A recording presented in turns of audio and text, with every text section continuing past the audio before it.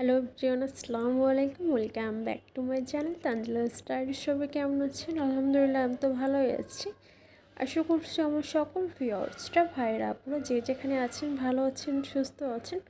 নতুন একটা ভিডিও নিয়ে হাজির হয়ে গেলাম। আশা করছি ভালো লাগবে। অবশ্যই ভিডিওটা শেষ পর্যন্ত দেখবেন। তো আজকের ভিডিওটা সকাল 10টা থেকে শুরু করলাম। বাহিরে এখনও মনে হয় পিড় করে, কিন্তু এখনও বাহিরে বৃষ্টি হচ্ছে। আবহাওয়াটা একদমই ঠান্ডা, কোনো রোদ উঠছে না। এবং আমার সূর্যমুখী ফুলটা বাঁচবে কি মরে যাবে আমি একদমই ভেবে পাচ্ছি না, যেহেতু সূর্যটাই উঠছে না। আর এদিকে এই যে কাপড় চোপড়ের তো একদম বাজে অবস্থা, শুকাচ্ছে না বারান্দা, তারপরও রেখে দিয়েছি। দেন হচ্ছে আপনাদের ভাইয়া বাজার থেকে মাছ নিয়ে এসেছে। তো মাছটা আমি আস্তে ফেলে দেন কেটে নিব। ওভাবে কাটতে পারি না, তো চেষ্টা করছি। দেখা যায় অনেক টাইমে বাজার থেকে কেটে নিয়ে আসে, তো আজকে এমনি নিয়ে এসেছে। তো এটা কেটে দেন রান্নাটা করে নিব যেভাবে পেরেছি। এই যে এভাবে করে জাস্ট একটু কেটে নিয়েছি ভালো করে। এখন আমি রুই মাছটাকে ভালো করে পরিষ্কার ধুয়ে নিব। কিছুটা আমি রান্না করব, আর কিছুটা আমি ফ্রিজে রেখে দিব। তাই তো কেটে দেন ধুয়ে না একদম কিন্তু শেষ। তো এই তো আমার চুলার গ্যাসের অবস্থা, একদমই গ্যাস নেই। তো এইভাবে আমার পিড় একদম অল্প আছে রান্নাটা করতে হচ্ছে। অল্প আছেই দেখা যায় ভাতটা, দেন বাকি সবজিগুলো ডালাগুলো রান্না করে নিয়েছি, দেখতেই পাচ্ছেন একদম। তো রান্না করতে করতে সেই এখন প্রায় 2টা 2:30টার মতো বাজে। ভেবেছিলাম যে রুই মাছটা একদম যে কড়া করে যে ভেজে দেন টমেটো দিয়ে ভুনা করব। তো মোটামুটি অল্প জালে বাট কড়া করে যে মাছটা একদম ভেজে নিব, ওই ভাজাটা একদম হয়নি। তো এদিকে এই যে প্রায় 2:30টার মতো বাজে, দেখতে পাচ্ছেন। আর রুমের ভিতরে কাপড় চোপড় শুকাতে হচ্ছে।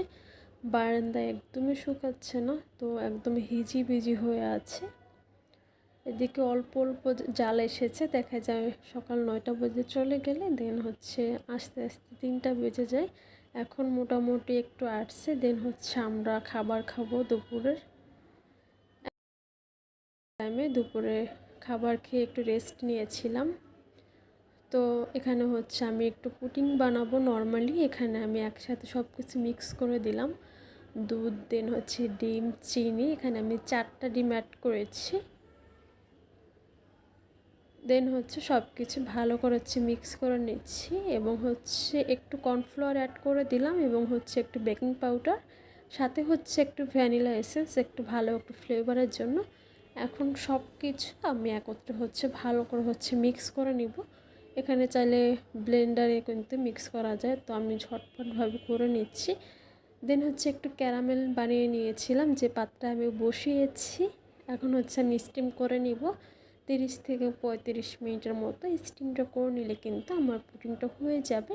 এবং ঢাকনা দিয়ে ঢেকে রান্না করে নিচ্ছি। এবং এই সেটের চুলা আমি একটু নর্মালি সিম্পলিভাবে নুডলস রান্না করে নিচ্ছি। এটা দেখা যায় সবসময় বিকালে নাস্তায় কিংবা বাচ্চাদের টিফিনে ঝটপটভাবে কিন্তু একদম ইজিলিভাবে কিন্তু নুডলসটা আমাদের সবসময় কিন্তু খাওয়া হয়। এবং এখানে এই যে পুডিংটাও কিন্তু হয়ে গিয়েছে, আমি চুলা থেকে নামিয়ে নিয়েছি। একটু ঠান্ডা হলে দেন আমি এটাকে ঢেলে নিয়েছি একটা প্লেটে। এই তো একদম পারফেক্টলি হয়নি, জাস্ট মোটামুটি যেমন হয়েছে চলে। একটু ক্যারামেলটা বেশি চেয়েছিলাম, বাট একটু শুকনো শুকনো হয়েছে। তখন কেটে নিচ্ছি, অ্যান্ড দেন সবাই মিলে এটা খেয়ে নেব। এই তো ঠিক আছে, আজকে ভিডিওটা এখানেই শেষ করে দিচ্ছি। ভালো লেগেছে, ভালো লাগলে অবশ্যই একটা লাইক করবেন, কমেন্ট করে জানাবেন কেমন হয়েছে। এবং দেখতেই পাচ্ছেন পুডিংটা কিন্তু খুবই সুন্দর, একদম ভেঙে যায়নি। তো ঠিক আছে, সবাই ভালো থাকবেন, সুস্থ থাকবেন। আল্লাহ হাফেজ।